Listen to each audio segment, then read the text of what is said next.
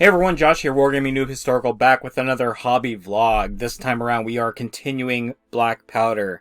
So it's not often I do these back-to-back hobby vlogs. I tend to do them every couple weeks and, focus on other types of games, whether that's Hail Caesar, Black Powder, or Bolt Action. Coincidentally, all Warlord games. But, because right now I'm on a Black Powder tear in preparation for running Black Powder battle reports in January. I've continued heavily working on getting the Waterloo two-player starter painted up.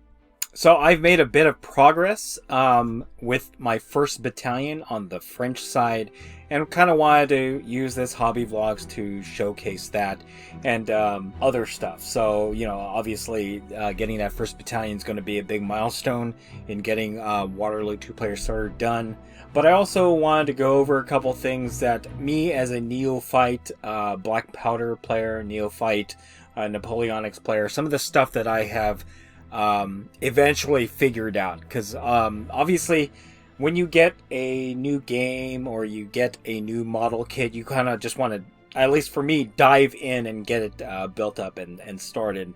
And one of the things that I learned is that I assembled some of my models wrong, because it's not as if the instructions, especially in this two-player starter, or for example the Warlord games late French line infantry, they're not very detailed.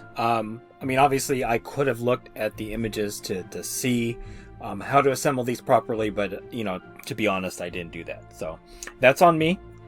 But moving forward, as I assemble these models, I will try to assemble them in the most appropriate way. So in this next image that I'm going to bring up here, I'm going to bring up the example that I'm talking about. I'm just going to close in on this image. So here is your standard French line infantry battalion. Obviously the Waterloo two-player starter did not come with command, but it did come with line infantry. So you can see that there's a difference in how these are assembled. However, the thing about the French line is that you have 2 flank companies that are included in here. On your right here, or the French left, if you're behind that line, you have your skirmishing troops, the Voltigeurs. On the left hand side, or the right if you're looking at them marching forward, are your grenadiers. So when I initially assembled some of the infantry, I did not take into account that the flank companies were included. I thought they were all just infantry, line infantry in greatcoats, and that I could assemble them. I realized that, some of the palms were a little different than the others, but I didn't take into account that, the ones with the special palms were grenadiers and Voltigeurs. So, luckily I was able to disassemble a couple of them because I didn't apply enough glue, so the heads didn't set in properly, and I started making adjustments to ensure that I did have a Voltigeurs company and then a Grenadier company included on the line here. Now, with that being said, moving forward as I complete building the French forces in this starter, I will keep that in mind and ensure that I have enough Voltigeurs and Grenadiers assembled properly. Again, it's just 2 flank companies on the line here, so I just need to make sure that those are done. However, because of the amount of infantry included, some of the regular line infantry ended up having the short sword with their kit, and this basically, for the Voltigeurs. So, when we're playing these games, when we finally start filming these games, you guys are going to notice this from like 3 feet away. But I just wanted to point that out, that some of these might not be assembled properly, but hopefully I got close enough so that it's not a huge issue. At least for me, it's going to be an issue because I'm going to be staring at these figures. I know how they're assembled, but hopefully for you guys as the audience, it will not be a big deal. So with that out of the way, I want to show off what I have completed so far since the last vlog, which was released on Monday. I have almost 1 battalion complete. I have a few more stands to work on, including the Grenadier stand. You're going to see that pretty soon. And then after that, I'm going to move on to the next battalion. and then finally complete the entire French forces from the two-player starter by working on the Chasseurs à Cheval, which are the light cavalry. Alright, here's the update to my battalion, my first battalion for the two-player Waterloo set.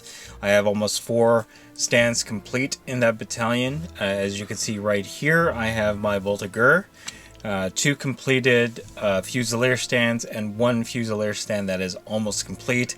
After that, I need to complete 1 more Fusilier stand and then a Grenadier stand. But one thing that I do need to correct is on this stand, the palms are red, and I need to actually make that either blue or purple, and then after that, that battalion will be complete. In terms of the way they have it organized in the Waterloo two-player starter. Next up, I am working on the Grenadier stands.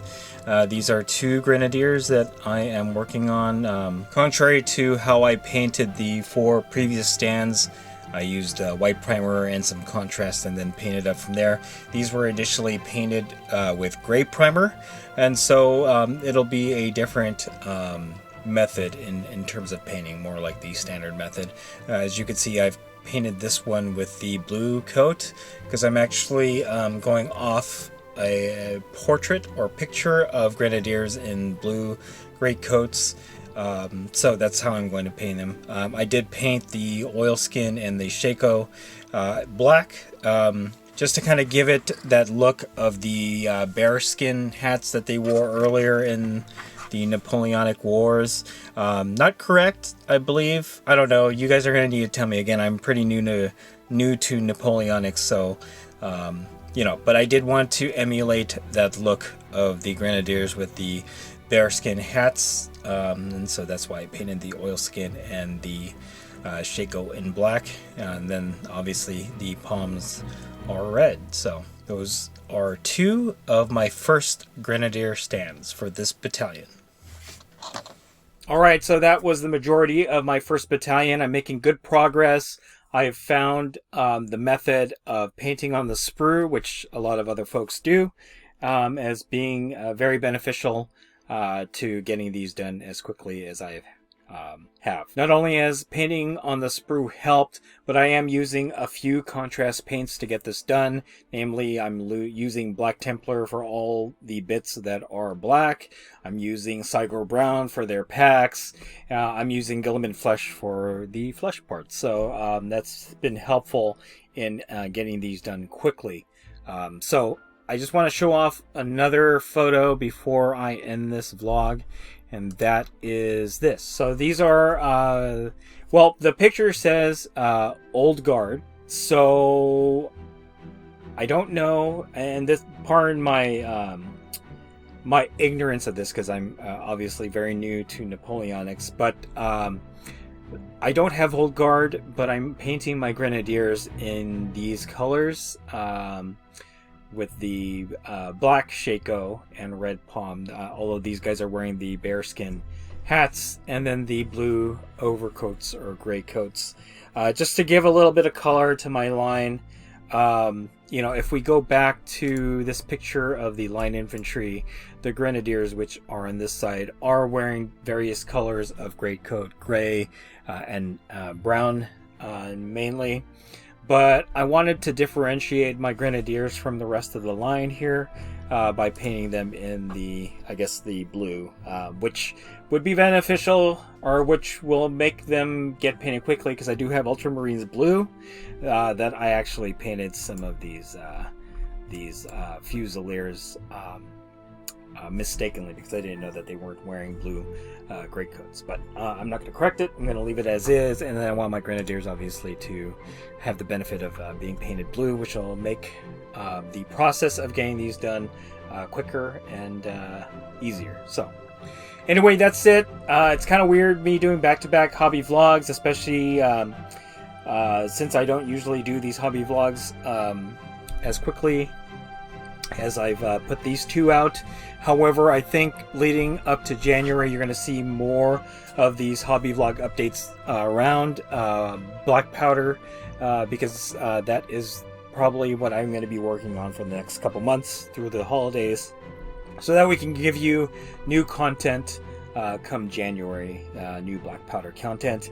And with the announcement of the Waterloo Epic Black Powder set starters that'll be coming out. I don't know when they're coming out, but they're coming. I want to get these done before maybe segging into the Epic scale, so that we can use a smaller table with larger forces. But obviously 28mm is our bread and butter, and we will continue to play that on the channel. We just want to try something different. Speaking of that, we have started getting into Epic ACW, but we're not going to get the 2-player starter. We're just going to start off with some small forces. You've seen the unboxing of the Union Brigade. I just need to get a Confederate Brigade, and then we'll go from there. And obviously some terrain that'll fit with that. But anyway, that is what I have today for the Black Powder Waterloo 2-player starter update. Hopefully you enjoyed this video. If you did, go ahead and click like.